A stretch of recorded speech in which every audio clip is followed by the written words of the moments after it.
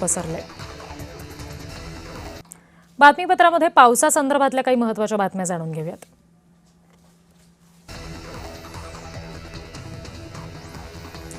वर्धा जिल्ह्याला हवामान विभागानं येलो अलर्ट दिलेला आहे। पुढील 24 तास जोरदार पावसाचा इशारा देण्यात आलाय। अनावश्यक प्रवास टाळा, नदी नाल्यांपासून दूर राहा अशा सूचना गावकऱ्यांना स्थानिक प्रशासनाकडून दिल्या गेल्यात।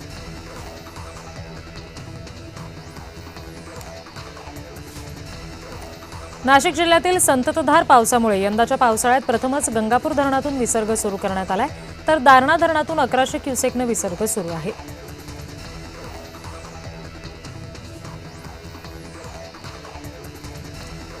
सांगलीच्या कृष्णा नदीच्या पाणी पातळीमध्ये पुन्हा एकदा वाढ झाल्याची नोंद करण्यात आली आहे। गेल्या 2 दिवसापासून मुसळधार पाऊस सुरू आहे, त्यामुळे पाणी पातळीमध्ये सतत वाढ होतीये।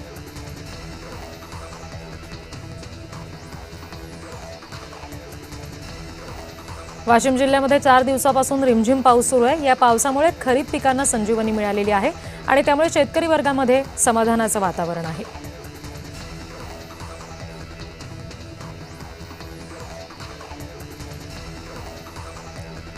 पुण्यामध्ये पावसाचा जोर वाढला आहे, त्यामुळे वाहतुकीवर सुद्धा परिणाम झालेला आहे। भर पावसात अँब्युलन्स, रुग्णवाहिका ही वाहतूक कोंडीमध्ये अडकल्याची घटना घडली होती।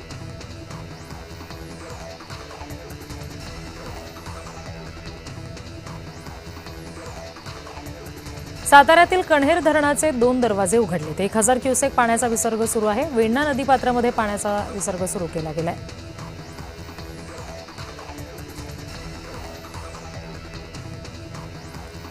मुंबईला पावसाचा ऑरेंज अलर्ट देण्यात आलेला आहे। पुढील काही तास मुंबईसाठी महत्त्वाचे आहेत।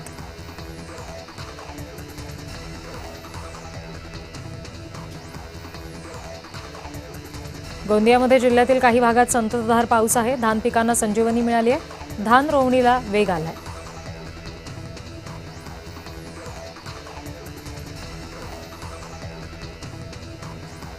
पुण्यातील पाणलोट क्षेत्रामध्ये मुसळधार पाऊस सुरू आहे। खडकवासला धरण 73% भरलंय। नदीपात्रात नागरिकांनी उतरू नये असा इशारा प्रशासनाकडून दिला गेलेला आहे।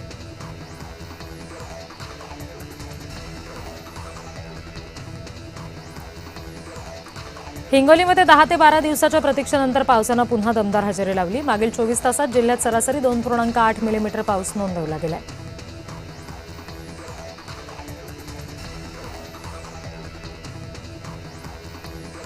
पुणे घाटमाथ्यावर पावसाचा रेड अलर्ट दिला गेलाय। घाटमाथा आणि धरण परिसरातील नागरिकांना प्रशासनाकडून खबरदारी घेण्याच्या सूचना दिल्या गेल्या।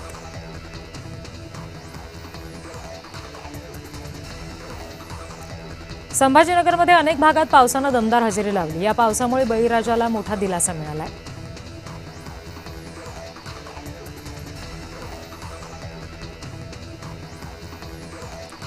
मुंबईला पाणी पुरवणारं तांचा धरण ओसंडून वाहत आहे। धरणाचे दरवाजे उघडले गेलेत।